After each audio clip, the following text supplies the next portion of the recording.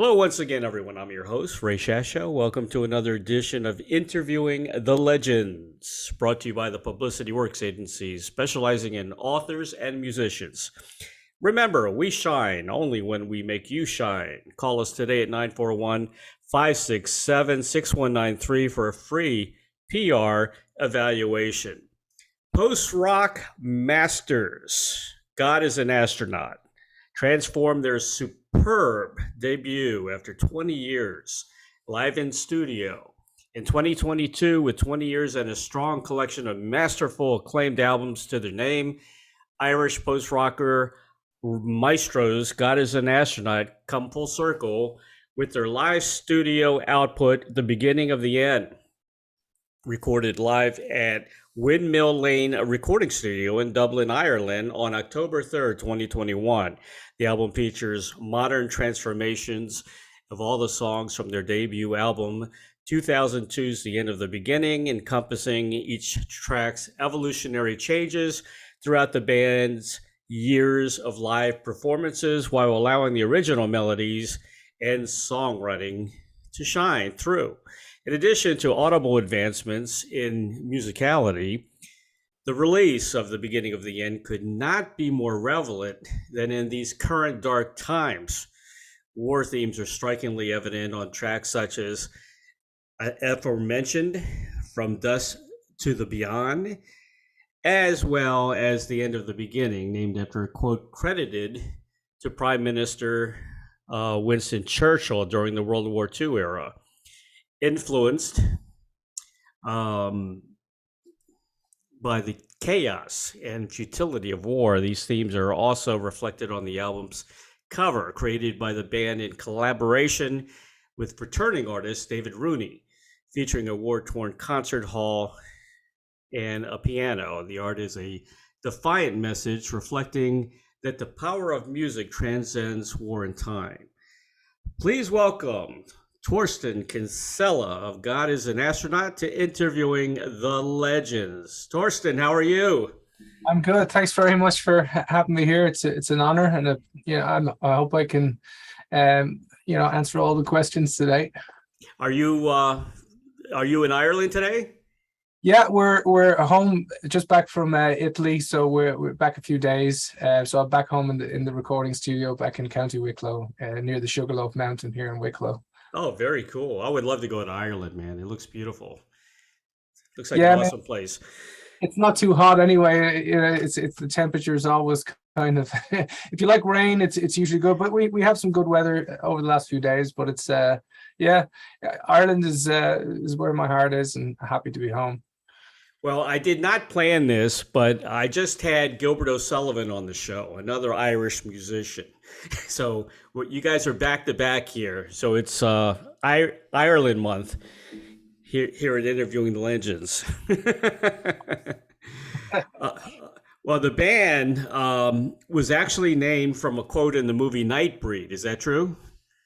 That's true. We were watching late night TV back in must have been maybe 1999 and around then, and yeah, it was about 2 a.m. We saw this weird movie by Clive Barker called Nightbreed, and this monster from Midian says, "God is an astronaut and Oz is over the rainbow." And I just thought that the whole sentence would be a great name for the band. And Neil says, "Oh, let's just shorten it to God is an astronaut," and that was it. You just never know where a name's going to come from, because that's a weird movie, man. We love Clive Barker, and it's just Hellraiser and all those movies that grew up watching that kind of stuff. So I really Yeah, enjoyed it. exactly. I'm going to tell some stories here, because you guys haven't had it exactly easy. And there was a couple of times you guys almost called it quits. But I guess, your love for music and performing and all that kept the glue. First of all, you had a lot of equipment stolen when you were in the U.S. doing a tour in New Jersey, about $20,000 worth. And I guess you found out it was kind of an inside job after all. Is that right? Yeah, I mean, obviously you can never prove it to be 100%. So, but when you look back at it, it's the only thing that kind of really adds up to me. That we happened to be at a hotel where there was no cameras. It was funny because every night we would pick where we wanted to stay, and this happened to be the one night where this person insisted that we stay at this hotel for a second night. Of course, I could never, I just know in my gut that was an inside job, and that's the way it was. But at that time we weren't really as established as we were now. So $20,000 was even today that's terrible. A lot of money. Sure. Back then that was like we really had to sit down hard and see what we wanted to do. And I think obviously our love for music and what else would we do, kind of came to the foreground for us. We said let's just get through this and see where it takes us. And I'm glad that we stuck with it. But we've learned our lessons because first thing is this, a lot of times in life, you go through life where you just naturally, want to be polite and nice to people, and you want to be, show that you're trusting and accommodating. I've learned that trust needs to be earned. It's not just something you just give it because you've just met this person and, maybe. So you got to be careful. Always be careful with music equipment. And there's people out there, they don't, maybe not, that's their line of work is to start robbing your equipment, and there's no mercy there. So you've got to really be careful. Tracking devices, everything is in there now. There's no expense spared when it comes to tracking our equipment. It's, so we make sure there's so many tracking devices that, it would be impossible for someone to completely get away with it. I can tell you that much. So we learned that way. And I see it happening all the time. I see bands, especially in the States. I read it all the time. Some guy gets his gear robbed around Los Angeles or California and around that thing. It's awful. And it's, I just think bands already have it tough as far as trying to make money. But when you start robbing their equipment like that, I just think it's one of the lowest moves that anybody could ever make. Well, when it's an inside job or maybe somebody from your crew, that's even worse, because, when you hire somebody and you trust them, and then do something like that, that's, if it's somebody that's in the audience, you expect it maybe, or I think most of the times though, I wouldn't be surprised that people that rob that equipment do work in the industry because they have in-depth knowledge of the kind of equipment that you're using and where they can actually sell it to. Exactly. A lot, I'm not saying there's people in the crowd, opportunists couldn't, have what you're doing, but then they need to see what your reg on your van is, the color of the van, where you're staying in the hotel, and all the different things. If they have all the ins and outs, and of course it's like they can see on the internet, they can see exactly where you're going to go the next day, even if they weren't part of the crew. So it's bands have it tough, that way. Yeah, the thing too, the best investment today are old guitars. And you guys, if you have an old guitar, like a Les Paul 1958 or something like that, that's a lot of money, I tend to keep that stuff. I have those guitars in the back there. I have the old ones, like my father's 66 Precision bass. There's some things that are replaceable, not worth taking out on the road. Saying that, I like all the stuff that I take out, but this is the thing, and people say, well, we'll get your equipment insured. A lot of insurance companies, I don't know what it's like in the US, but a lot of insurance companies here don't want to know at all. If you say we're going to drive around Europe or whatever in a Sprinter van and we want to make sure that it's insured against theft, come back with a really hefty, serious way out of what we can even afford even today. So you're driving around uninsured most of the times. That's the way it is here in Ireland anyway. They certainly don't want to know if you're carrying expensive equipment around, that's for sure. Well, some of the other things you had to get through, I guess one of your first shows, and this happens to all artists, you had only maybe 5 people show up. And then unexpectedly, it was full. It was about 80% full. So everybody got interested in the band. That's pretty cool. Remember, it was roughly around, I think maybe 2002, 2003, where we wanted to play our first show, and we went to this venue in Dublin called Isaac Butts. Dave Allen was the promoter, and we came in, and it was very disappointing. 15 people. I just said, "Oh God, this is not going to work out at all." And we actually had it. They said, "This is silly. We're not going to do this anymore." Right. We got a call from Derek Nally in Whelan's, may he rest in peace. He said, "Look, there's an opening just in Whelan's for next week." My father said, "Yeah, we'll just take it."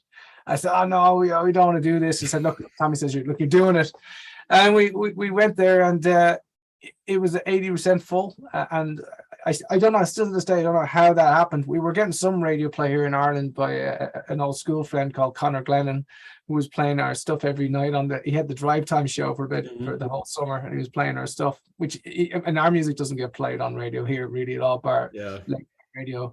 But this is kind of funny because he kept on playing it every drive time. So yeah, it was 80% full, and I guess we haven't looked back since. We kept it going, and very, very, very happy to be here. The funny story was your brother Niels. He came up with some PETA footage of Israeli scientists experimenting on monkeys and showed it during one of your songs, and it grossed out the entire audience, and they all left, but then they came back. That was crazy. I can remember we were playing the song, was called Ascend to Oblivion. Right. And, when we'd written it, we knew it was kind of like a dark kind of, kind of melancholy song. So Niels thought it might be a perfect marriage with the PETA footage. We had this fragile with the monkeys going to space, but this was all new. I don't know where he got it from, but I'm playing away, and I'm thinking, I always wondered, when we were playing that song, I'm thinking, I hope it's fast enough. I hope it's kind of got enough groove. I hope the melody is enough to get this over the finishing line. And I know some people starting to look really shocked, and I'm thinking, this is weird. And I looked around when I wasn't doing the backing vocal line, and I was thinking, oh Jesus, it was just like this monkey. It looked like he had his bottom half of his body cut off, and they're just draining the blood into the sink. And I'm just, God, this is terrible. I said, what the hell have you done here? And it's funny, so the whole venue cleared out except one guy, which is his name was Fergal McKee from the band Whipping Boy, one of my favorite ever bands. And I didn't even know that he'd even heard of us. And he's sitting there, and he's just like, this is what I call art. This is like, he said it was brilliant. I'm thinking, shit, at least he's still here. So anyway, when the next song came, when that song was over, they all came back in. And I remember Fergal saying to me, "Now that's power. That's, you can get them and then bring them back in." So yeah, we played. We had a reputation as being, watch out for this band, because they're really going to like frighten the hell out of you. And some people hated us for that, but I guess after a while, we realized with, you have to license footage, and the bigger we got was probably best to kind of leave the visuals in the past. Too many companies emailing us and inquiring where we got the footage from, so it was too hot, and we just decided to leave it after a while. But there were definitely memorable days, I can tell you that. Niels didn't look at the footage beforehand before putting it out there for you? Oh, he did, but Niels has a different stomach than I do. Niels is kind of at the time, Niels was kind of looking at sites, that were kind of, seriously, looking at stuff that no one else wants to see. But he was fascinated by kind of, again, he was totally against the cruelty of animals, and that was the whole point of it. Sure. People were prepared for that kind of sight. It really was like, reminded me of something like a scene out of Hellraiser or something. It was people, what to expect. It was it was. I think Niels had to tame it down after a while, but yeah, we've done some heavy stuff over the years, and at the end of the day, it was all in the name of art, I guess. But it's you've got to be careful. Again, people do get offended, and I think it's probably that we leave that stuff in the past for now. Well, your music kind of demands visuals in a way. You know what I mean? Like Pink Floyd. Especially in Ireland, because at the time you have to understand everybody in Ireland is used to singer, and they want to hear singing. So the only way you could possibly make people understand it is if they can see it, like, oh, this is kind of like a soundtrack, or it's like a story to each song. It was absolutely vital for people to understand it. And if I didn't, instrumental music has become much more acceptable today in Ireland, but back then people wouldn't have understood it at all. They would have said, like, make any sense, where's the singer? So that fixed that problem. No one was asking us where the singer is. Then you came out with The End of the Beginning, which was going to be your farewell album. That's it. We've had enough. We're going to do what we want now. We're going to put this album out. We don't care what anybody says. We like this album. And look what happened. It did good. I remember because we were still fitting wood floors for a carpet shop. We were just like, myself and Niels, we were still, I was living at home, and we'd be discussing,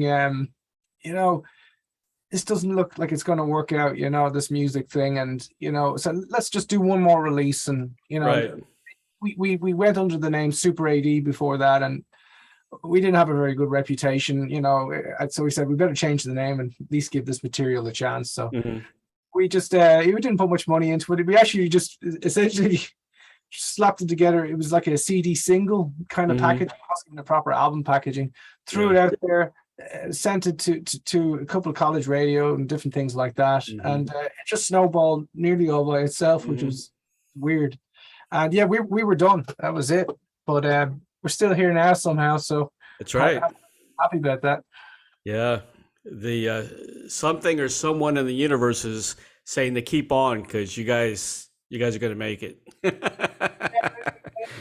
It's funny because, when the end of the beginning, I mean, it didn't snowball like All Is Violent, All Is Bright, the next album, but it was enough for us to be kind of, okay, there might be something here. Let's keep this going. And then with All Is Violent, All Is Bright, things just really snowballed. And I think for a couple of reasons, obviously the music, I think was some of the best stuff that we had written. Yep. And what people don't know, actually, the All Is Violent was essentially written at the same time as The End of the Beginning. All the songs were written around the same time. Right. And we just couldn't put too many piano tracks on any more piano tracks on End of the Beginning because there was too many as it was. We got better technology. When we did All Is Violent, we finally had a computer system rather than just a sampler to make the music, and that's why it was interesting to actually make the beginning of the end, because now we can actually play it as a live performance. Right. With All Is Violent, yeah, it just snowballed. I remember on Last FM, Neil says there's a site called Last FM, and we've got over 500,000 listeners. I was thinking, what? How did that happen? And to us, we're really. It took us, I think it was 2006 or 2007 before we actually started really getting the proper shows. We couldn't actually get any shows anywhere. And I think the first time we ever played in the States was a festival called the Echo Project. I think it was down in, where was that, Florida or somewhere like that. But that was, it's taken us to many different places, China, Russia, even Ukraine, Australia, not Australia actually, but India, I should say. So we've been places. Yeah, and it's weird because you say that you got really popular in the countries that didn't really play your music. That weren't the albums weren't that popular in these countries, but yet you drew a lot of people at certain countries. Well, what would happen was we wouldn't have sold anything to these countries whatsoever. But when you arrived there, it would be like 2,000 people to see it. You just never know. And like India, for example, we never really, I don't think we sold even a copy online to that place. We got there and it was like, they're saying Joe Satriani's headlining tomorrow night, but you're headlining tonight. You're thinking, how is this even possible? And people looking at us and thinking, how do they even know our music? So obviously it's to do with illegal downloading or, no streaming at that point. But hey, that was a part of getting the word out there. So, I think that really helped us. Well, in my day, the non-commercial music, underground music was the best. Those were the real artists. The commercial stuff was, you get sick of that. You go to record stores, you look at certain album covers. That's how you bought the album, So, I'd be similar. I'd like to go searching for stuff that, rather than being spoon-fed what the radio wants you to hear, especially daytime radio and all that stuff. It all sucks. Here, the radio is horrible. Commercial radio. I mean, satellite radio is okay because you can pick and choose, Sure. I think it's the same everywhere. I don't think it's here. It's everywhere. Hear all Yeah. the just kind of, I don't know, plastic dance music or something, Oh, you it's know. garbage. It's garbage. I grew Exactly. up with prog rock, so I love you guys. Bands like Camel, Gentle Giant. There you go. Yeah. That's the real stuff. Well, You don't get that on the radio. That's the thing, you know. But yeah. that's part of the appeal. I think if it was, accessible to everybody, maybe, it would lose its kind of its mystique slightly. Exactly. You're absolutely right about that. Yeah. I never worry about radio play or what's Right. trending, because at the end of the day, I like to kind of keep it underground anyways, just where Sure. I'm comfortable in that space. I agree with you 100%. There's a few bands that I like to look outside the U.S. for up and coming bands and things like that, and put them on my show. Like Cool. there's a band RPWL. I don't know if you know them from Germany. I haven't heard Uh, of those. I'll check it out actually, or I'll even write that down. Actually, I was looking for new stuff to listen to. Or PWL. RPWL. They're very heavily influenced by Pink Floyd, and they sound great. They're German. And then Mir, Meer. They're from Norway. Norwegian Norway. band. I've had them on the show. You like them. It's all progressive stuff. Cool. I must. And, I hadn't heard those stuff, so I must check them out. and you know what's really popular now? I'm sure you know is prog metal, progressive metal. That's that's got really hot all of a sudden. Yeah, I played with a couple of those kind of groups before. Yeah. Was it like Off Leprous and stuff like that? Kind of Yeah. qualifies that kind of. Exactly. We just did Yeah. tech metal festival in England there. Mhm. We were kind of like post rock act. It worked really well. But yeah, I mean, it's great to see all these different forms of interesting music coming up, and Yeah. it makes music much more interesting. It does. I agree with you. Well, I did not know you had a Keith Moon in your band, and of course, I'm talking about Lloyd. He's had some interesting stories, hasn't he? Lloyd's had plenty of interesting stories. I mean, I don't know which out there at this point, but yeah, he's a lot of stories, that's for sure. He was missing in Spain. Missing in Spain. You went to the police station in Barcelona looking for him, asking if there was a dead body that had showed up. You guys got some great stories, man. At that time when Lloyd, Lloyd is the kind of guy at that point in time. He's better these days, but Is he? He would celebrate 1 month in one night. That's the kind of way Lloyd was at those times. He went missing in Romania as well. There was another one. I don't know if that one got out there. We were doing a festival over there, and they had these, which is a dangerous thing for many musicians, I'd imagine. They had free drink. Oh my And gosh. each of us had these so-called angels assigned to us. They're like these girls that would just, like, whatever you need drink-wise, they'd give you whatever you needed. Wow. I don't drink, so I was in safe waters. But Lloyd had this wise idea after the festival that he'd go back. So we drove it must have been about 40 miles to the hotel. I put Lloyd in. I said, Lloyd, just no more drink, because you nearly ruined the damn show. He was like touch and go playing the festival. And the funny thing was, we were actually voted top 5, which I thought was really funny, because Lloyd was nearly falling off the chair on that show. And anyway, that was fine. We woke up next morning, and Neil says, where's Lloyd? I said, I put him in his room last night, closed the door. I even, powered up his phone, set the alarm 5 times just in case he wouldn't get up, because we had to back to the airport. So he's not in there.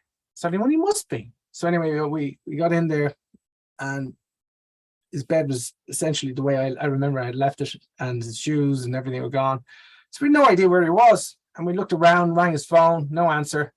So I said, we got to go, because we got to get the rest of the guys back to the airport. And then myself and 2 or 3 of us were going to drive back.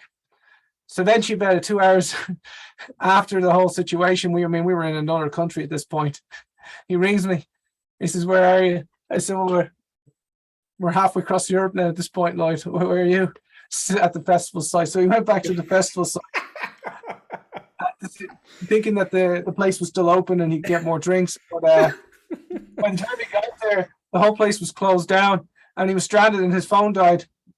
So he eventually got a taxi back, which is the reason he was able to ring me. But he was, and then I won't go too further into it, but he let's just say he was trying to hide. He was trying to tell the partner back home that that the plane was just wasn't flying out because there was some maintenance needed to be done. But it didn't work when the rest of the guys checked in on Facebook that they got home. That didn't work well. Didn't you find him? You found him once in the subway, and he was painted as a tiger, had 2 broken ribs, a concussion, and a huge cut on his head. Was that in Spain? Yeah, that wasn't. It was in. I think it was in Barcelona. Right. It was the venue was kind of like right beside a subway, and we didn't think of looking there at the start, but eventually we decided like maybe he could have came down here, and there he was, lying against a pillar, painted up like a tiger, and what the hell happened here? And he still hasn't told us what happened, but there was this like stiletto mark in his chest, so somebody had kicked him and done something. I have no idea. We don't know what happened. All I know is Lloyd doesn't remember either. So wow. He was very worse for wear. I think he obviously went to some kind of nightclub and they painted him like a tiger, and I think his wallet and everything was taken on that one. Actually, no passport. He was basically mugged. Is it possible Keith Moon has gotten reincarnated? Very possible. I mean, these days Lloyd is he's chilled out a lot more, and he's he's taking it easy. I don't know how many more those kind of trips he could take, but there was another time where we were in Turkey, and he had one too many drinks, and he tripped over the over a little couch and broke his arm. So he's definitely we have to be extra careful with Lloyd. That's for sure. You guys aren't legends yet, but your stories are. Film at the point. Most of it would be about Lloyd, I think. That's great. Love the colorful characters in the band. All right, I'm going to get serious now. We're going to talk about the new album, but I want to talk about, is it hard without lyrics, without a voice, to create a picture with just instruments? I mean, I'm going to mention Epitaph, which, it was about your cousin dying.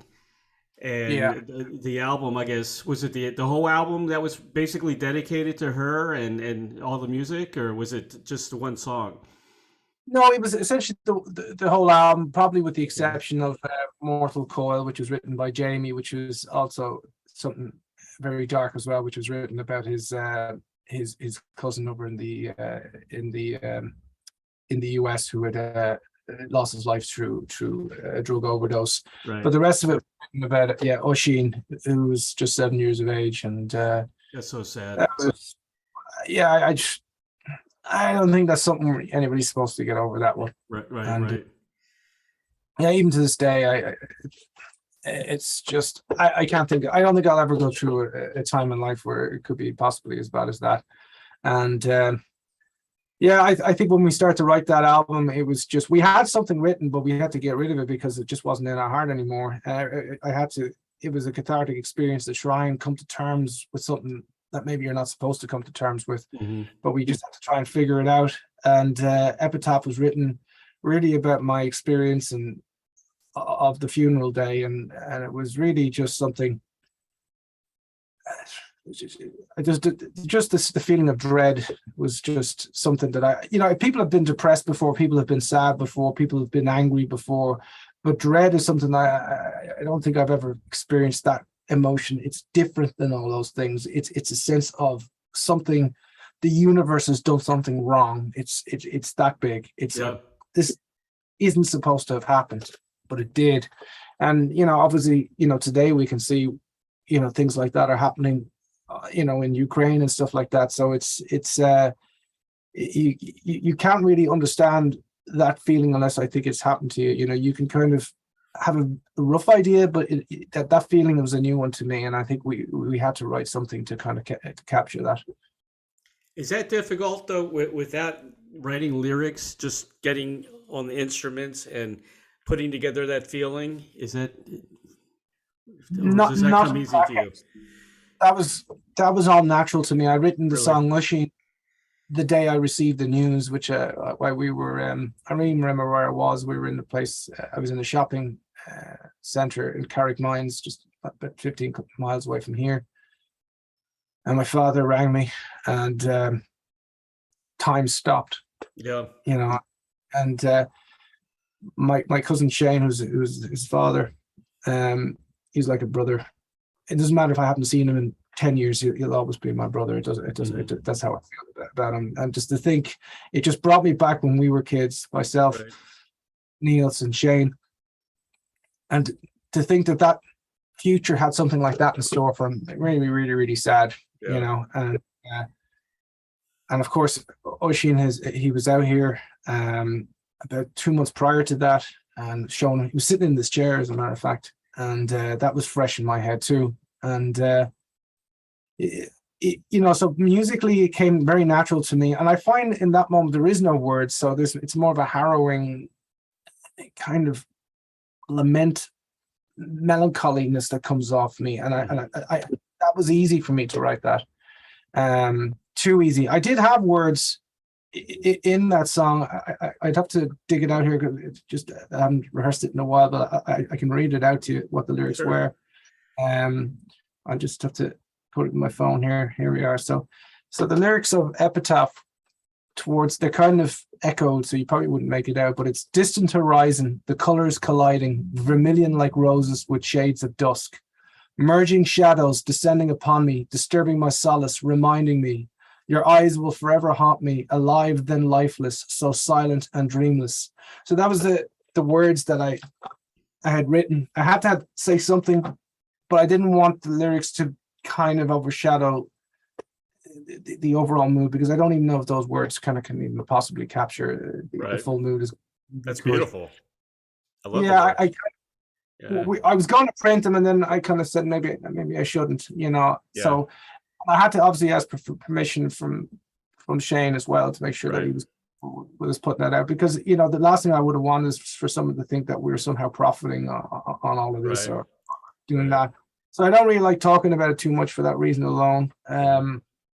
But we'd written the other song, Como Rebi, was, I would go to the forest. There's a Jows forest here, and that was a place where I find I can somewhat gather my thoughts. And that Como Rebi song is about essentially trying to figure out and come to terms with what's happened while walking in the forest. And then the seance room was towards the end of it, and I felt it was almost like an ominous warning to let this go. It was almost like I felt like there was something dark coming upon me for going into this subject matter. Right. And that was enough for me to say, okay, I don't know, could be conjuring something upon me here. Let's just finish this. It was a kind of a weird feeling. It's kind of hard to explain. But yeah, that album, we're still, because it's so meaningful to us, that stuff has still been played in our current set. We're still playing songs from that album, with the All's Violence and the beginning stuff. But yeah, I just think, looking back, I think you can never underestimate people's mental health. You know, it's very easy to say somebody's a monster or somebody, you know, is evil, but I just think mental health is something that people should pay special attention to, because everybody's really on a fine line, much more than they could possibly realize. And I'm glad, for me, music helps me through, gives me kind of focus. It gives me, you know, a way of dealing with things. And some people don't have anything to do, you know, and it comes out. Yeah. Have you ever thought about adding some vocals to a track, or would that take away from the mystique of the band, kind of like a Tangerine Dream? You know, how, you know what I mean? I mean, you're right, of course. I mean, for me, it's always been a case of, here's the thing that nobody knows. Every time I write a song, I do put vocals down on everything. And I'm talking about every single song. So when my vocals don't sound good enough, we end up transposing it onto a piano or onto another instrument. And sometimes I leave the echo vocals in the background, as in the case of Epitaph, that they're kind of affected, but there's kind of synths and pads playing the same melody. Right. You know, we were thinking about it. You know, I always find if we could find. First of all, I think it needs to be predominantly instrumental, because that's kind of where my tastes lie, and I think it's where the audience, you know, that's what they're doing as well. So I have to pay attention to that. But we would love to do a collaboration with, you know, one or two singers that I do like, and I'd asked, and it might come to fruition yet. Fergal McKee from Whipping Boy, I've given him a song and he likes it, so I'm hoping that he can come up with something over it. And the other dream would be to have someone like Robert Smith and The Cure sing on a song. But if I can come up with something good enough that I feel is worthy of his attention, I'll certainly ask. You know, again, you know, that's just, you know, who knows? You know, I'll certainly, that would be amazing if we could get something like that together. But I think predominantly we'll keep it instrumental. Very cool. Yeah, that's a big decision, isn't it? Because you know, I looked at all your songs on YouTube. You got quite a big following, and then if you change and those guys don't like it, you know, and upsets them, you know, it's like, what do you do? This is catch 22. On one hand, you know, a fan base wants to see you kind of grow and you know, try different things. You know, after a while, if you keep repeating the same over and over and over again, it does get boring, and it does cheapen the material that you've done in the past. And we've been guilty of that in several albums in the past. I think the last couple albums we've been really trying really hard not to make that mistake, which is why it's taken longer. You know, we maybe 3 years now. We used to be a year and a half or 2 years, so it's getting longer and longer just to make sure that we don't put something out that sounds too reminiscent of what we did before. Exactly. Yeah. I think singing would work if it's not predominantly the full album, and it was really just a kind of a guest feature. Yeah, test the waters. Maybe even put the instrumental version of it down as well, so it's just like 2 tracks. Something like that might work, or an EP or something like that, you know. But I do like, you know, when the vocals, you know, when the vocals sound good, it's something that I really would enjoy listening in our music. But not me. I can't listen to our music with me doing that kind of stuff. And it just doesn't, you know. And that's what it was really for us. People saying, why do you do instrumental music? A process of elimination. Right. It's what we do best. So this is what we ended up doing. It's not like we were listening to a load of instrumental music, so we want to do something like that. We started off with you know, kind of like trip hop, Massive Attack-y kind of vibe, and even before that we had rock music, which was kind of grunge stuff. So, you know, coming into this genre of, you know, instrumental rock, you know, is really just a process of elimination, and an opportunity and a kind of a canvas for us to be ourselves rather than trying to mimic something else. So I think from that point of view, I'm really happy making the music that we're doing. It works for, like, you know, bands like Camel, who, you know, have a great staying power and tons of fans. Are going to be going on tour again here pretty soon. But, you know, the vocals aren't, you know, real distinct. You know, they're kind of blend in with the music, and they do a very good job at that. But they do both. They do the instrumental thing, and then they pop in with some song once in a while. You know, like Lady Fantasy. I mean, they don't have much singing on that song, but it's you know, it's perfect. You know, with the song. That's the thing. It's hard to find singers that, you know, can do that as well. Where, you know. Sometimes when you say you hear an instrumental, the next thing a vocal just pops in out of nowhere, it's like, oh, what happened here? You know, so it's an art itself that, you know, the guys can do things like that, where, you know, you just 4 minutes of instrumental and a vocal comes in, and it just, you accept it for what it is. You know, that's a tough thing to do, you know. Yeah, it is. Sometimes you could be listening, oh, where is the verse, you know?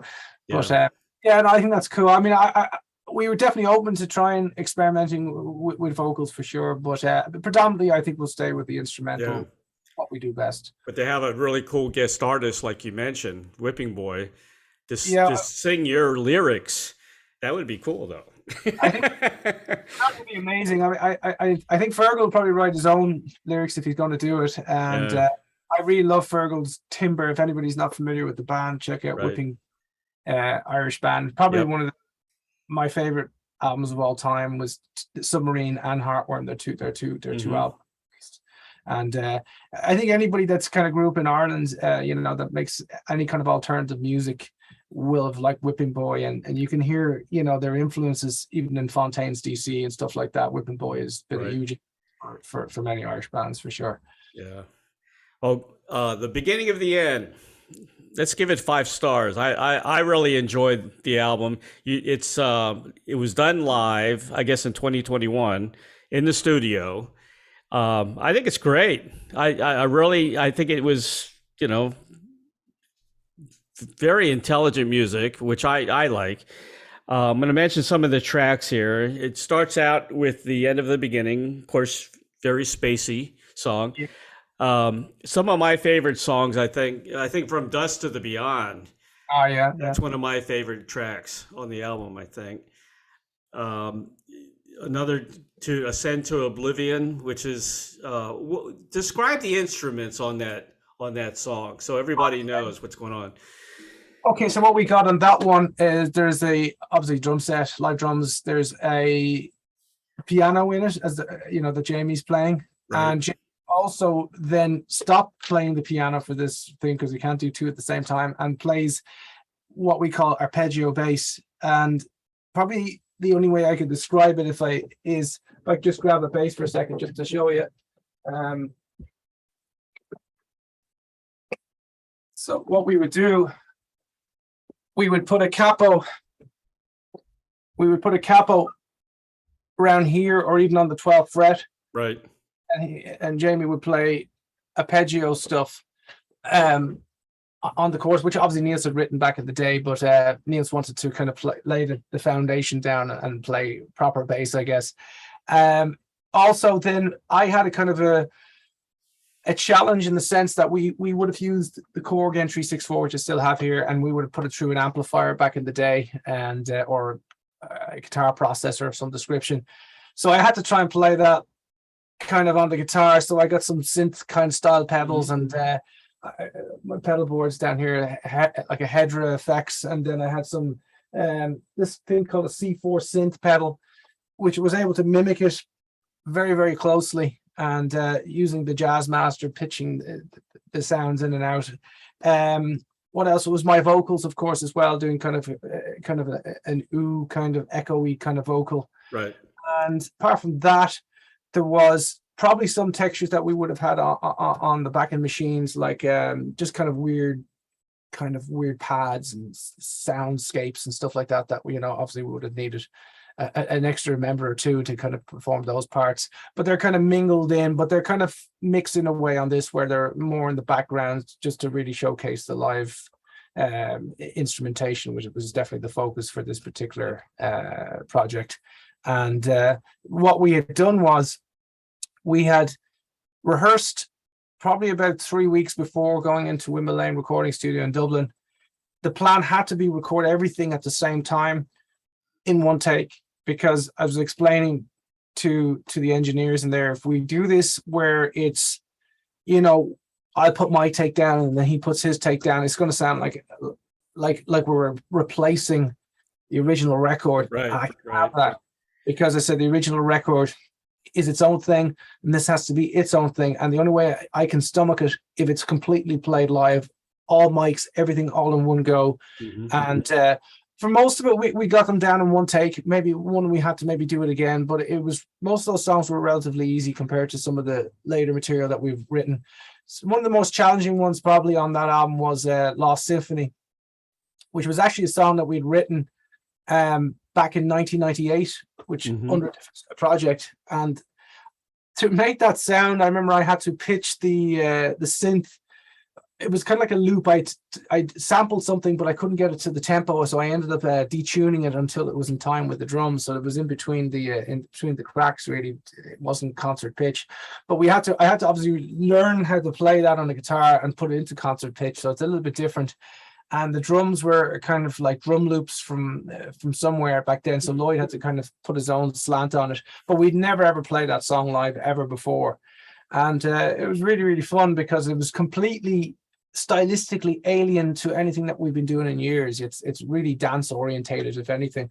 And that album feels to me really fresh, and I was kind of hopeful about that album because I knew that All Is Violent had been written at the same time, and All Is Violent in many ways was actually some B-sides were really off in the beginning. So I always felt maybe in the beginning had the potential to be something like as good as All Is Violent, and I hope people listen to this album and maybe, you know, not to replace the original album, but maybe it could be some, you know, that they'll enjoy.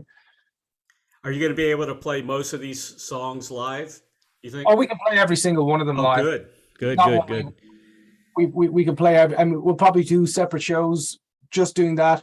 I mean, at the moment we have in the current set, because we're still pushing the Ghost Tapes album as well. So we have Route 666, From Dust to the Beyond. The Code is something that we're working on again, which is actually, that was another really difficult song because initially it was like a guitar loop, and then at the very end of it on the original record we reversed the song and it came up with a new melody. So I was thinking to myself, how am I going to learn off a reverse guitar line, you know? So I had to sit there. Yeah. But I think that was a really interesting. I think that song really improved from the original musically, and I remember songs like Point Pleasant. They were always big live songs, and I think we just took a lot of what we had learned from playing that song live, like From Dust to Beyond. And I can still remember when I wrote Point Pleasant, I had just watched the Mothman Prophecies. You know what? I knew that came from that movie. I was going to ask you about that. That's one of my favorite movies. Yeah, I just love that movie. It just gave me this creepiness, and I just had to tap right into it. And I remember just writing it. That's so funny. In here writing this song after watching that movie, which I just blows me away, that film. And then Twilight was the other one that we had, which was, again, we played that song back in the day a lot, so we learned tempo wise what we needed to change to get. So essentially these are the versions that we work live. What you're hearing is exactly what we can do in a room. There's no tricks involved, like, you know, like a record. This is us playing it live, no overdubs. This is, you know, so I think from that point of view it's a very honest record, and if you went to see it live you'll say, yep, that's it. You know, it's not like version. They're the versions we play live. You know what confuses me now is the organ. A lot of the organ is sounding like electric guitars, and so you can't tell the difference. You know, a lot of that is happening. I just had Derek Sherinian on the show, and he's a great organ player, but he's got some tracks that you can't tell the difference between electric guitar and organ. And on Twilight, now Twilight, was that guitars? Is that guitars on Twilight?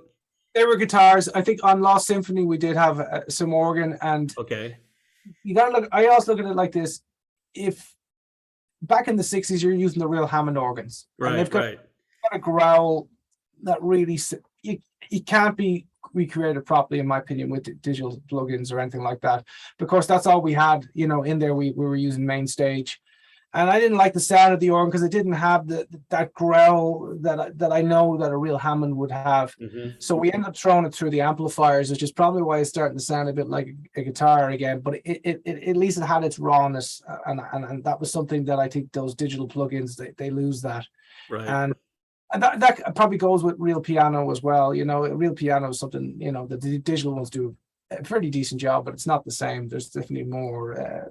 But again, we the idea of this record was to use our live setup, and we did the best that we could to kind of get the sound that we produce live. That's quite an accomplishment, and probably a lot of work to get it done right like that.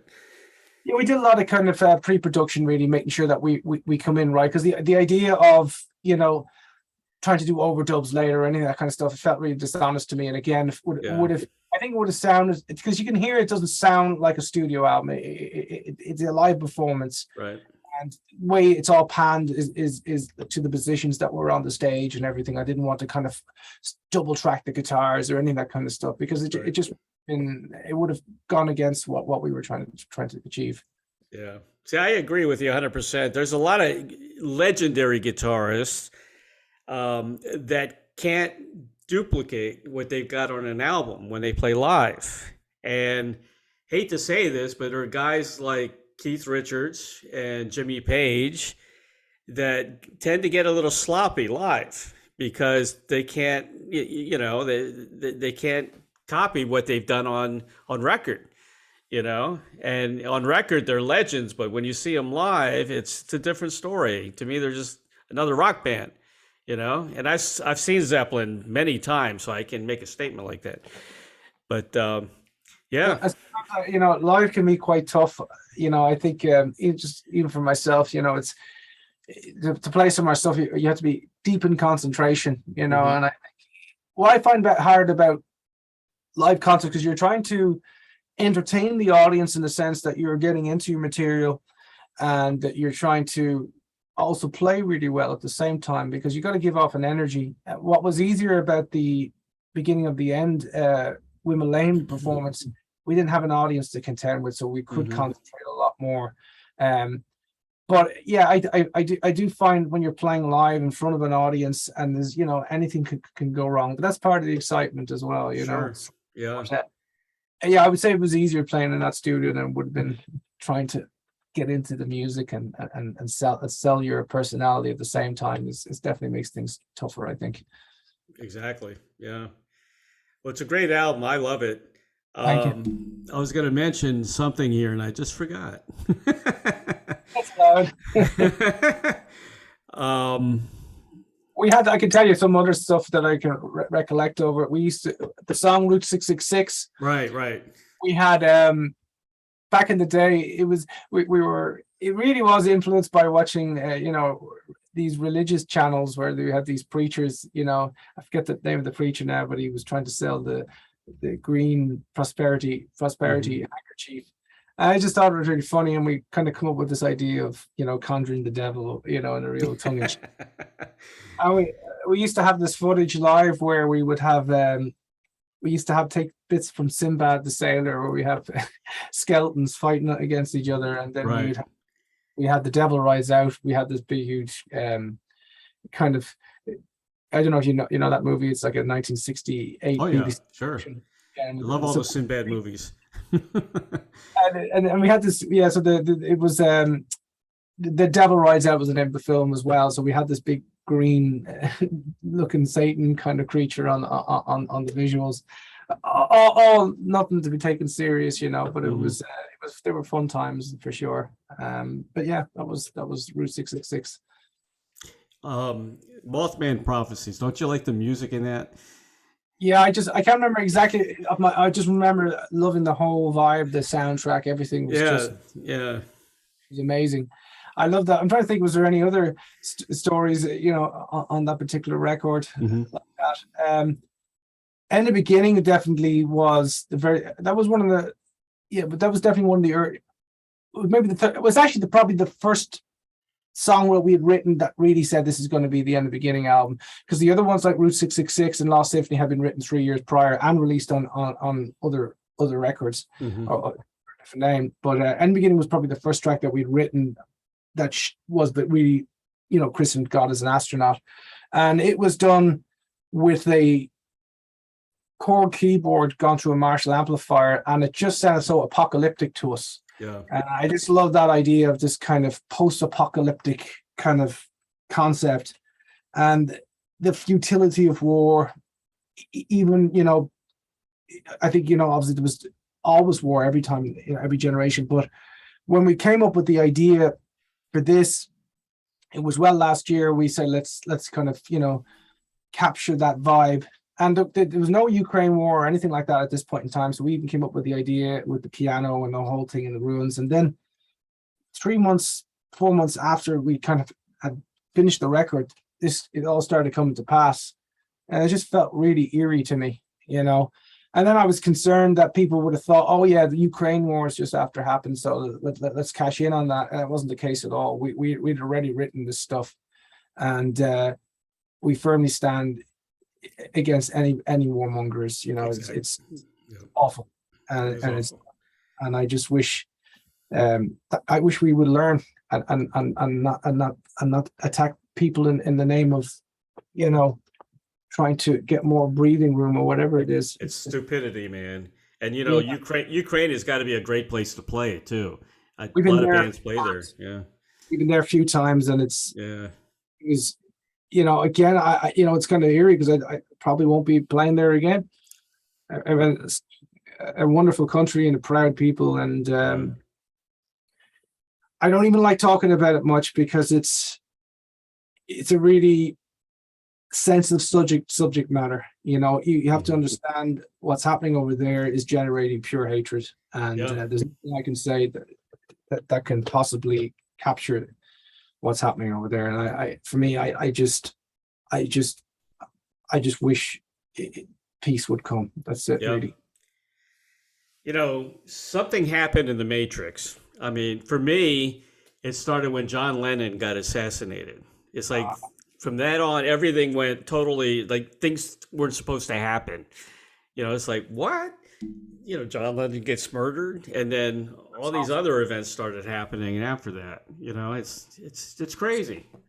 There's a lot of things that happen that, there's just, you feel shouldn't have happened. Yeah, exactly. And that's, John Lennon is certainly one of them. It's all the music that was taken away and all his dreams all gone. But obviously I wasn't alive at that point or aware at that point. But my father tells me when the news came out, he said it just. Oh man, I'm that old. Damn. Not old enough, but yeah. I would be too young to remember anything like that. But it's awful though.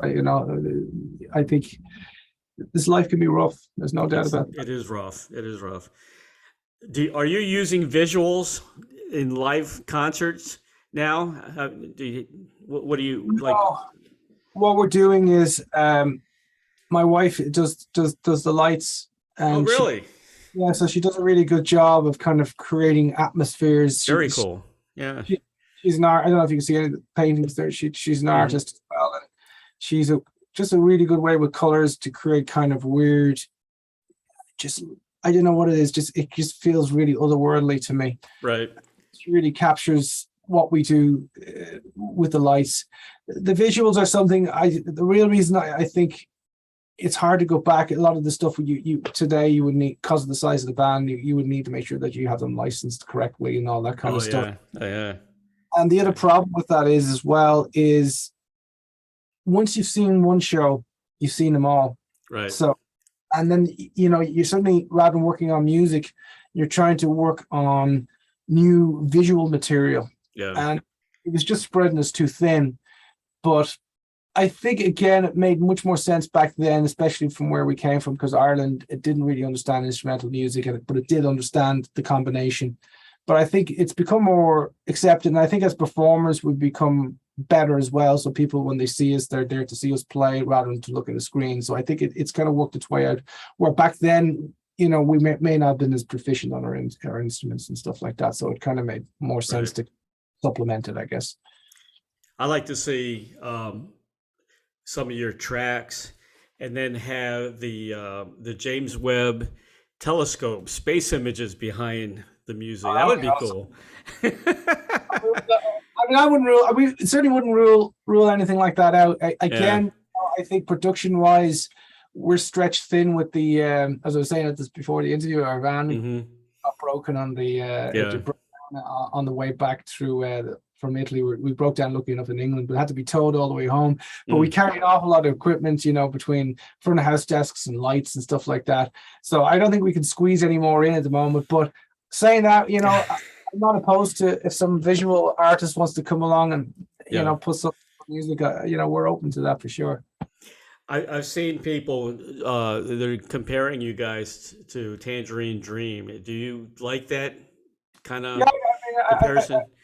I have no problem with that comparison. Tangerine, really, really good. And I never really listened much to them until people start comparing, and then I could see what they were talking about. So, there's a nice dreamy otherworldliness to their material. And, it's I mean, that's what sounds good. Tangerine Dream. They've been around a long time, man.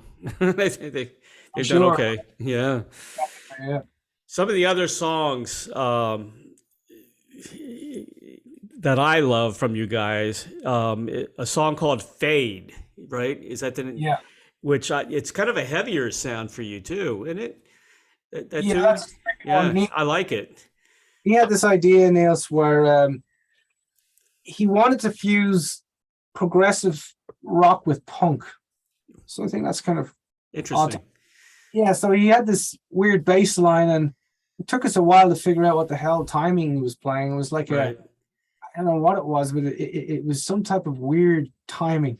I think a 12 count or something. I even today I find it hard to kind of follow what he's doing. I'm looking. I play an easier line up the top, but Nielsen Lloyd, the drummer, has a really tough time following it sometimes. But yeah, that was really odd timing signatures throughout. I think that whole album there's no 4/4 in it at all. Everything is odd timing. But the idea was to kind of get that punk ferocity on the bass and to Right. feature the bass guitar. I just kind of wrote this counter melody to it, and Jamie came up with a few keyboard lines over it. And it's live. It's one of those songs where you can't make a mistake. You fall out in that song, you're gone. You know, so it's full on concentration. Everybody's nodding their head to it and getting into it. And just going. That's a tough song to play live, but it sounds when we get it right. And Burial's the other one that we play from that album, which that works really, really well as well live. Influx has got odd timings. There's a lot of progressive stuff, and that's what Niels is kind of pushing again for the next album. We're talking about keeping the progressive and working on different timing signatures. Oh, cool.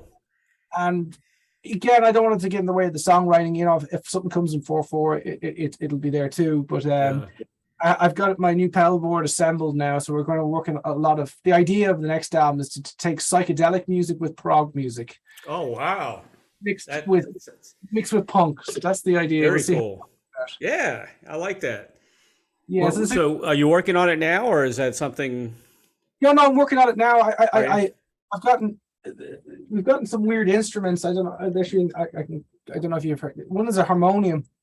This company in the UK makes it, and the idea was to feature different instruments that we've never had before. Right. And this other one is called a pan drum. It's like this big, huge black object, and it's got like different notes on it. And we've written some songs to that as well. So Jamie's pretty good at kind of percussion stuff as well, and Lloyd also can do it if he's playing the harmonium. So we're going to have different instruments. The idea is to have like try to change the canvas as much as we can on the next one. This is probably our most experimental one, and I like the idea of keeping it psychedelic with prog with a bit of punk ferocity all thrown in. So that's the idea. I don't know what 2 songs in, and it sounds good, and maybe some vocals. Who knows? Oh, wow, that's going to be a winner. I can't wait. Any idea when you want to release that, or is it? I'd say this year. Late next year. I mean, I have 3 songs written. One I'm 100% happy with at the moment. It sounds really good. I think it sounds. It's really strange song. So I think when people hear it, it's really, it kind of has that Mothman Prophecies kind of vibe to it as well. Cool. So I think it's much more progressive again than Point Pleasant. But and one thing I tell you, what I do want to do on this next record is by going back to the end of the beginning, it really made me remember melody. Melodies. I really want to put as much of my focus into great melodies on this next record, and not just have a good ferocity to the record and energy. I wanted to have that too. I want it as many places as possible. So it'll probably take a while for me to get what we need to get across, but I'm confident we can have an album complete by the end of next year for sure. Yeah, we'll get you on when that album is done. For sure. Awesome. Promote the hell of it. Thank you. Some other tunes, Infinite Horizons, another great song. Suicide by Star. There's an animation on YouTube for that tune. Did you guys do that, or was that by a fan? It must be by a fan, because I'm not even aware of it. So pretty good. I must check it out. I haven't seen that one. A short animation clip for Suicide by Star, which is really cool. They did a nice job. Whoever did that. Suicide by Star was. I remember I was working with Fergal McKee on a side project back in the day, and we were talking about Phil Spector, and Fergal says, "I don't know. I think it could have been Suicide by Star." About the whole story, and I think I might call that. No, don't use that name. That's bad omen. So no, I have to say it's too good, Fergal. So I end up using it. It just kind of worked because you can interpret it as in stars in the universe. So it's already a cool double meaning to it. So yeah, that's where we got the name Suicide by Star from Fergal McKee. All is violent, all is bright. What a cool title, huh? Yeah, that was kind of again Mm. influenced just I think about the whole the Iraqi war and just seeing Yeah, news channels, just everything blown up in the sky. It was just like holy shit, yeah, And yeah, I guess at the time we wanted to capture what really was people were becoming used to that, desensitized to what you're watching, but there's people getting killed in there, yeah. and we just wanted to kind of capture those feelings on that album. When I saw Echoes, I thought you guys it was a cover version of Pink Floyd, and I said, "Man, this has got to be great," but it wasn't. It was your own version of a different song. At that point, I wasn't listening to much Pink Floyd, and Yeah. Lloyd had said to me, because Lloyd's a huge Pink Floyd fan, Mhm. and he got me into it eventually. It took the Live at Pompeii for me to be really switched on to Pink Floyd, Oh, and yeah. what an amazing live concert that was. But yeah, I didn't know at the time, and there's our version of a song called Echoes, I guess. But yeah, that's a big live favorite though. That song, the people really want us to play that song. They just love the way it all Yep. comes in. But nothing like Pink Floyd's Echoes. But Yeah. hope people will like it all the same. Yeah. You're gonna have to do a cover. Maybe Pink Floyd Do a cover. Camel. Camel would be cool. Do Lady Fantasy. Yeah, we can do it if people want to hear it. I'm sure we could definitely pick something from something like that. Would be interesting. Lloyd, again, just when I grew up, in the 80s, I had an impression of what Pink Floyd was, but Yeah.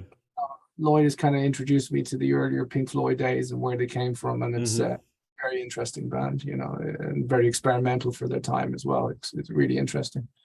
I want to mention all the band members. Of course, there's you on vocals. Well, when there are vocals, guitars, keyboards. Of course, your brother Niels on bass. Yep. Of course, the infamous Lloyd. Yes. Lloyd Haney. Is it Haney or Haney? Haney. Yeah. Haney on drums, and Jamie Dean. Yeah, Jamie on the keyboards and the guitar, and we sometimes if we need an extra hand, we'll get in Gaz Carr from a band called Butterfly Explosion, who's played with us a couple of times. Gaz will be there for the TV appearances if we ever get onto some big American TV show. We'll be bringing Gaz along to supplement some of the extra parts for us for the TV. So that's really it. Obviously, we've had plenty of other guys in the bands over the years. Rob from Xenon Field and different guys like that have always been amazing performers, and always been very lucky, surrounded by great musicians. And I think this to me is God is an Astronaut. We have Jamie and Niels. Good lineup. Yeah. That just works. The chemistry is just right. We don't even have to look at each other. We just know everybody knows what they're going to be doing, and that's really that's something. It's hard to get that, and it feels like a really good family at the moment. And of course, we have Lloyd's brother does the sound. Zach does the sound, and then we have my wife Derville does the lights, and my father Thomas is still around. He's going to have to retire very shortly though from this music business, but he does the merchandise and helps out with the driving when he can. But my father's getting a little bit too old now, so yeah, it'll be. I think the next gig will be the last one that he'll be doing with us. So that people will know Tommy from the merchandise. So that's pretty much family ran unit. Yeah. Very cool. Now, who produces the album, and who's the engineer? Oh, that's me. So I'm sitting. You do both? I do both. Wow.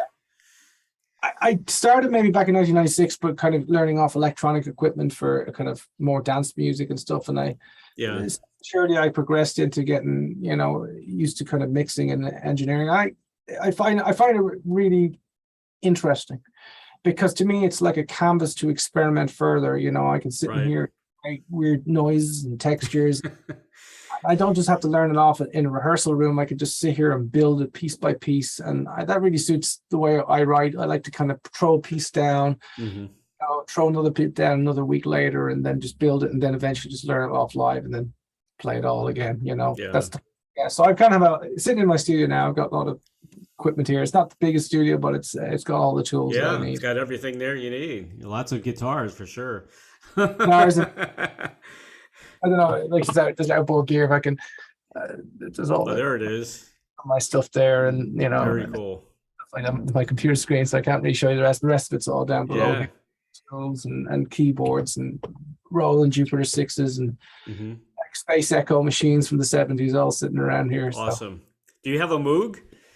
I don't have a Moog. Jamie has a Moog. Okay. And I think what I do have, I have the David Smith Prophet and David Smith OB6, and then I have a Doppler analog modular synth, and then I have a Roland Jupiter 6 and a Roland Juno 60, which are all analog keyboards, which I really love. And the Moog is one that I'll have to pick up. One is always eluding me to get my hands on one. I buy too many guitars. It's probably my weakness.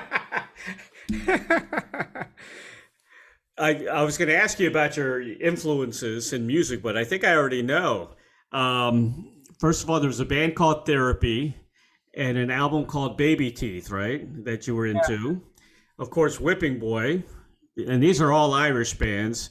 Sure. And I guess the album called Heartworm from Whipping Boy was one of your favorites, I guess. An unbelievable album. And Bloody Valentine, right? That's another band you were into.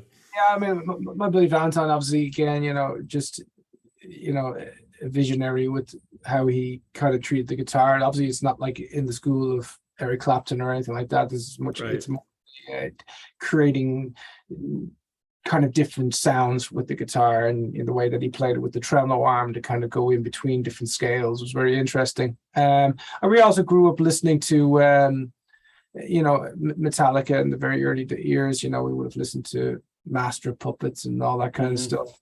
And, I also liked AC/DC as well, a guilty pleasure of mine. I also loved their guitar tones and their sound. And then we got into stuff like Nine Inch Nails. I loved a lot of his writings. I really like it. I still like it today. I think it sounds great. And then we got into stuff like, the more indie kind of stuff, Jesus and the Mary Chain, Sonic Youth. Right. And then, of course, we got into the more progressive rock stuff as well. Lloyd put me onto a group called Rush and stuff like that. So I started getting to that, and then obviously I put him onto a band called Tool, and we were listening like that in the 90s. But yeah, these days I kind of I'm kind of listening to everything from ambient electronic music all the way to noise music. There's some interesting bands here in Ireland at the moment. One called Gilliban, which creating really interesting, I don't know what you'd call it, kind of noiseescapes and stuff like that. So there's some interesting music happening here in Ireland all the time, and you can't help but be influenced by your surroundings. And there's always a really healthy music scene here in Ireland for sure. Yeah, I'm Catholic, and we used to have an Irish priest. And I just got to tell you, I'm a sucker for Irish priests, man. I can listen to them for hours. There's something about an Irish priest, right?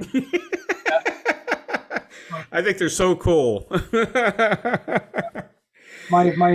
We used to be altar boys when we were growing up. My grandfather. Really? I don't know if it still stands today. Maybe it doesn't, but he was the oldest altar boy at 90 years of age. But we all had to serve our time just to keep my grandfather happy. And I can remember one time there was the normal priest didn't show up. It was this kind of weird old character. He was really strict, very old-fashioned Catholic priest, and every time he would bend down to kind of genuflect, whatever you call that, his knees would crack. And he just lost his mind. And I don't know, days had changed when you'd be scared of guys like this. We were just laughing at him. We were nearly thrown out of the church. And that was our last day in the, that was in the Holy Redeemer in Bray, the church. But we're Catholic too, but I'm not taking the whole thing too serious, to be honest. Yeah, we all know about Catholic guilt. It's always there. Here's a question I always ask everybody, and I get some very interesting answers. If you had a Field of Dreams wish, I don't know if you know about that movie, Field of Dreams, which is Kevin Costner, I think. Kevin Costner, right? To perform, collaborate with anyone from the past or present, who would that be? Oh, I'd have to think about that for a second. There's so many people to choose. I mean, you're talking about people who are not even with us anymore. Right. That's just, I mean, John Lennon would come to mind, you know. John Lennon, yeah. Kurt Cobain, even. Mm-hmm. Interesting. Today, I might as well just living, obviously, you know, Robert Smith from The Cure, Mm-hmm. Brent Reznor from Nine Inch Nails would be very interesting. Who else would I pick in the scale of things?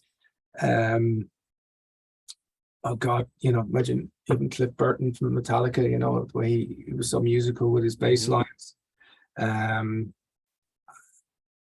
know Niels would want me to say Lemmy from Motorhead. He loved it playing, and you know, just a, you know, a unique character. Mm-hmm. God, yeah, just this. I can't even. That's what comes to my mind straight away. That those guys again. Tom York from Radiohead. I mean, I think one artistically, I don't know anybody that's better than that. You know, I think he's musically in his own league. You know, so that I would, you know, you'd learn a lot from working with someone of that standard. So, Massive Attack again, some amazing producers and engineers and writers there as well, and I'm sure there's so many more. We've got to work, you know, with so many other artists. We've worked with, you know, Joe Quayle, who's an amazing cello player from the UK. Mm-hmm. She's amazing. You know, obviously she's not as well known as she deserves to be, but I could see us maybe doing some more work with Joe. And there's so much music out there and so many talented people that you know. I can't think of them all offhand, but yeah, there's a lot of them. Mike Patton from Faith No More, you know, he's an amazing singer. Yeah, that's what comes to mind at the moment. Yeah, I took my son not long ago to see Godsmack in concert because that was his generation. You know, he grew up really listening to '90s bands. So you know, I get my kids very involved with my music. They're in their 30s now, but I have 5 grandkids, so I get to do it all over again with them. There's so much, you know, music to discover from the past as well. Yeah. You know, my father would have put me onto music, you know, that I wouldn't have even heard of, you know, back in the day, you know, different. How old's your dad? My dad is coming up to 78 now. So he's 78. Okay. Yeah. He put me onto everything from Faust all the way back to you know, to the Beatles, Chuck Berry, all that kind of stuff. And what's the other guy again? I got what is it? It's just at the top of my head. Mothers of Invention. What's that? What's the? Oh, Frank Zappa. Tommy Frank Zappa. Yep. And it's so you know, you could just even take someone like Frank Zappa's totally outside the box. Very outside the box. You know, it's so inspiring. You know, some of it, it's kind of it's hit or miss for me, but but it's still, you have to admire that. It's just wow. You know, that's just a mind that's free, and I love that. You know, that to me is what's missing in music today. You know, exactly. Exactly. So I love listening to old stuff because you can always learn. Yep. What's come before and be humbled by them as well. And but you know, obviously growing up, I grew up predominantly in the 90s as well, and late. Yeah, I loved everything. I love Nirvana. I loved a lot of that kind of stuff. I loved all that kind of music, and yeah, so the Soundgarden, all that kind of stuff. Just some fantastic stuff. And then we progressed onto listening to electronic groups like Aphex Twin and all that kind of stuff as well, and My Bloody Valentine, which were early 90s. We really enjoyed all that stuff.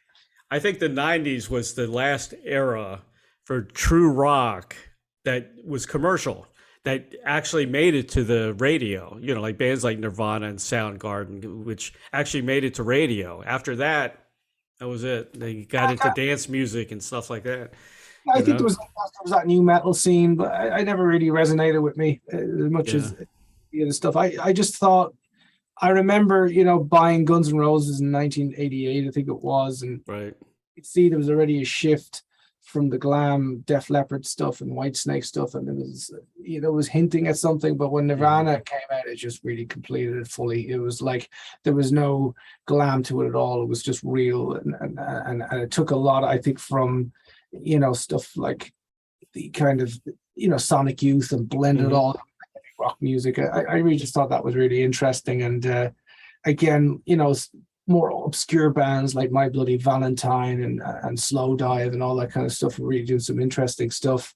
And then here in Ireland, we had a band called Roller Skate Skiddy, which was, you hadn't heard, listen to the song Speed to My Side. It's amazing, just completely outside the box. And some, you know, so Irish bands have always played a big part in Sure. There's a band from Derry called Stum, an amazing live act. And you know, we were very fortunate to be living in a very good time of Irish music, and it's, I have to say, over the last couple of years, it's starting to come back here. It wasn't that great for a long time, but now that I think the scene is starting to warm up here again, which is, you know, I think there's going to be some, obviously you've got that Fontaine's DC and Gilliban and different bands, so there's a lot of interesting music come from here at the moment. Yeah, of course the Cranberries were huge. Yeah. I mean, again, you know, may she rest in peace. I mean, she'd written, the band had written some fantastic music. Yeah, that was, you know, early 90s. Obviously, I can still remember before they broke, they would be playing it on the radio shows over here. I think it was the Fanning show they used to call it. So they'd be playing Linger and stuff like that. I can still remember before it broke. And you know, really, really catchy melodies. And as I mentioned earlier, early therapy was not the therapy that people have come familiar with today. It's nothing of this. An incredible live force that you just had to be in the room. They play places the size of this room here, like there's a venue in Dublin called the Attic, and it would just take your breath away. Yeah, it was really just, yeah, it's just an unimaginable force. I seen them years later when we were playing the festival, and it really wasn't even closely the same for me at all. It was a very different thing, but yeah, they had so much energy. And it's funny because I think if you could just transport them from, say, 1990, 1991, or even 89 and threw them in today, we'd totally be current. Yeah, that's true. You're 100% right. Yeah. That's music. I guess it all comes around in circles. It does come around in circles. Yeah. You're absolutely right. Well, that's all I got for today. You got anything else to add? You're working on the next album. Oh, touring. You guys do have some dates coming up. Yeah, we're playing a couple of shows. We're doing the next one is in August 21st, which is in France, the Moto Culture Festival, they're calling it. Some really great bands playing on the same night as us as well. Definitely worth checking. We're playing Germany, I think, again in September or October. Hanover, that's it. Yep. Dates, we'd like to come back at some point, but again, with this whole COVID thing, and not been able to make money for the last 2 years, we're just trying to build it all back up again for a while. So it's in the back of our minds. We would definitely love to come back over at some point and be able to. I think we're playing the best shows that we've played, I think, since we've moved away from the it's funny, during the 2 years of COVID, I should say, I just said, we used to use things like Axe Effects and Kempers, and I said, let's go back to real amps and pedals. Right. So much fun, and it sounds so much better. It really just captures the proper, and that's what you're getting on these records as well. You're getting I dug my father's 70s orange amps, and I saw that. They're really old amps, but they sound fantastic. So I've got. But yeah, I think if we came back to the States, I really think we'd put on the best shows that we've ever put on. So I'd like to think we can get back there in a couple of years' time or 2 years' time. That'd be fantastic. Make sure you come to Florida. That's where I'm at. Never played Florida, so I really wish we look. That has to be on the bucket list for sure to get. Awesome. Did you just play Italy in July 10th? Did you have a date there? Yeah. Really warm. It was like in the 40s.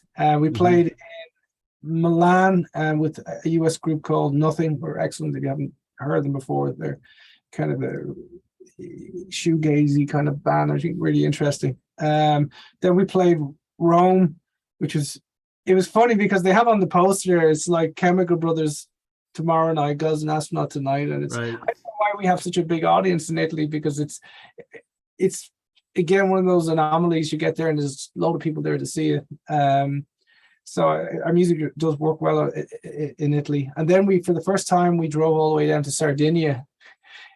And it was like crossing some ferry. And I was thinking, what's the population of this island? Who's going to show up? But the place was, and it was amazing, And then obviously, yeah, we managed to make it back to England before the van broke down. So, but we'll get it repaired, and France will be next again. And then we have some Irish shows coming up as well. We've got a Dublin show, a Cork show, and a Galway show coming up. So it's always nice to play home, even though we're not as well known here. I always like playing here in Ireland. It's kind of yeah, definitely easy. You get to go home when you're finished. Yeah, I would imagine you guys would be big in Amsterdam. I mean that's a cool place to play. I've been a couple of times. It's always hard to get a show in Amsterdam for some reason. We always seem to get it on the outskirts. I don't know why that is. Huh. But we saw our last show, but it wasn't in Amsterdam. It was on the outskirts. Someone's got to make that happen. We've got to play a show in Amsterdam. Definitely. But it is building, in Germany and different places like that as well. I think we made the German charts in the top 60 or something like that. Beginning to the end record, so that's good for us. We're not a mainstream act, so yeah. Well, lucky you. September 7th, you'll be in Zurich, right? Switzerland. Yeah, Zurich it will be fantastic. That'll be a cool place to be. We've been there times, and it's always an amazing place to play. Well, I want to say very special thanks to John Freeman of Freeman Promotions for arranging this interview with God Is an Astronaut, and purchased a new release, The Beginning of the End, by God Is an Astronaut. It is out. It's out now, right? Yeah, now, all on every digital platform, I hope. Every digital platform. It's available at Amazon.com, of course. And then we've got some different stuff. There's some limited edition vinyls, which is amazing. I can actually just show you, if you just see the artwork on here that comes across here. I'll just show you really quickly. It's a neighbor of mine is David Rooney's his name, and he's an artist. But that's the very cool. And then you open it up, it's got this whole. Oh, nice. It's and then you got the back liner on it as well, and it's done a 45 ramp RPM, and it's really, really much better than 33. It's so loud. I had to laugh. There was an Instagram video there a while back where somebody said, "I just got the new vinyl, and really enjoying it." And I hit play to see what was going on, and the person was playing it in half speed. I had to button. You gotta knock it onto the other belt to get it to the right speed. They thought that was the record. God help them, but they enjoy it. Who's to say? I miss albums. Of course, you grew up in the world of CDs, probably, right? I think we started off with tapes in the late '80s, and then CDs came in, which cassette tape, cassettes cassette tapes. I don't miss them. I don't think they sound that great, to be honest. No. Vinyls as well. I remember buying. I should still have them in the press. All the old vinyls from the '80s that I would have bought, like stuff, Kill 'Em All from Metallica and stuff. All the old vinyls. They sound fantastic, actually. But they're. I think they're very popular at the moment. Very, very hard to get vinyls done. I noticed, it takes a label like Napalm Records to get them done. Because we try to get them done. There's a waiting list for over 2 years to get them done. Where I don't know if that's like that in the US, but it's hard for bands to get vinyls done. You know what? I think it's cheaper to go through you to buy vinyl, like through your website or the record company, because if you go to the stores, they're really expensive, man. There's one album can cost $25, $30. That's expensive. Very expensive. And that's the thing. They're so sought after again. My feeling about it, I like it. It has a warmth, but it's for listening to a 96 kilohertz 32-bit version of our material. Excuse me. But then you can't beat the packaging, and it is something kind of natural playing in the room. It's not a digital thing. So it's an art form in itself, I find. It is. I agree. Yeah. You got the liner notes, you got all that stuff. I Who miss that. produced it? Yeah, They don't have that exactly. anymore today. Everything's just, quick skip on next thing. Back in the day, you'd sit there and you just spent some money on this. You want to like it, and you're gonna have to try to figure it out. That those days are gone. But I would spend hours in record stores. I mean, I don't know. Do you still have record stores where you are? There's none here at all, really. None here either. That's a shame. And I also have video stores as well. I used to like going to the video stores and picking out what you want. Everything is. To me, it was like a church. I mean, it was everything. Here, I'll show you how old I am. I was a top 40 disc jockey on the radio back in the late 70s. Yeah. I guess. Wow. I spun records, real records. Real Yeah. The real days. The real days. That's right.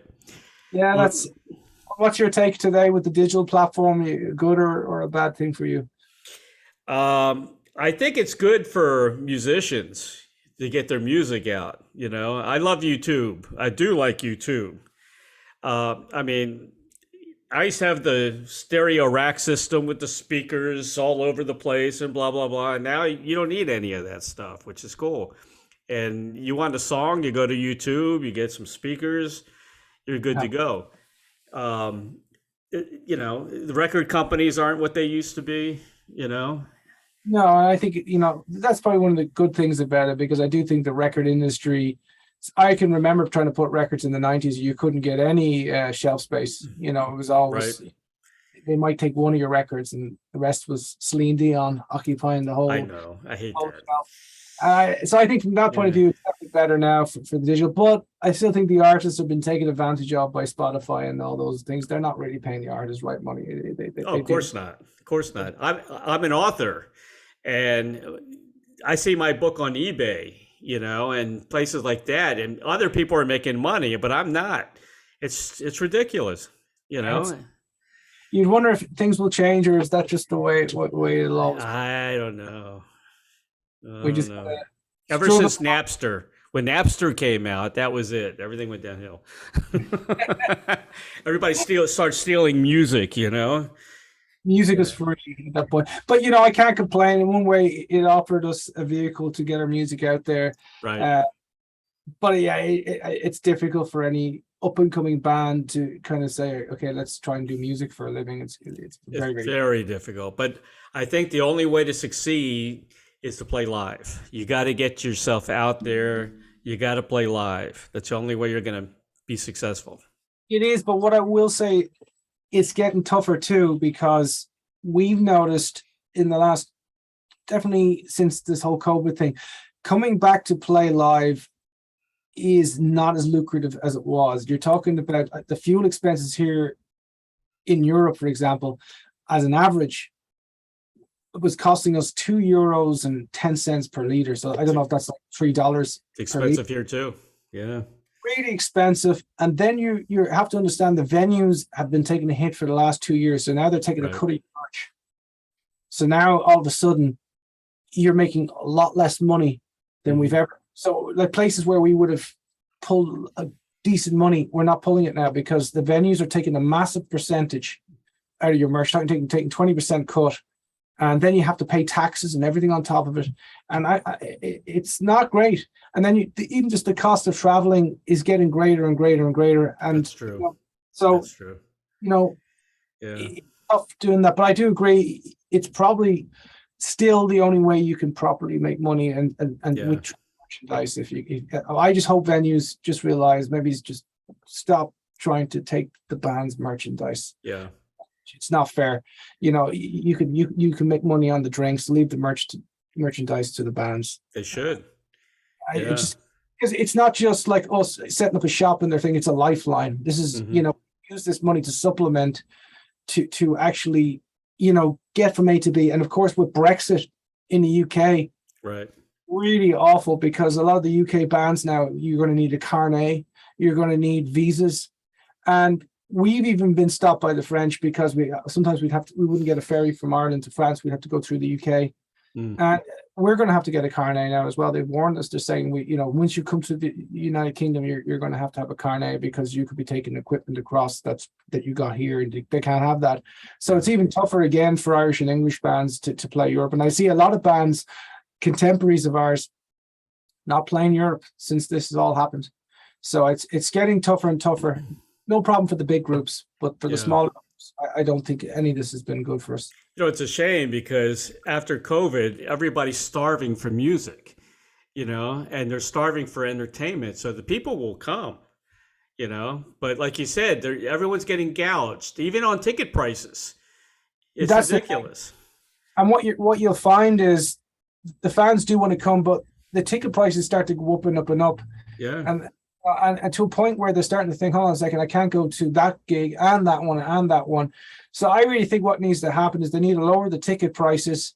They need to try and get rid of all this bullshit with bands needing visas. It's not like we're a company that's freighting, serious stuff that can make money. We're literally traveling hand to mouth, and just maybe have some artists, so let the artists just travel a little bit more freely to try and, I agree.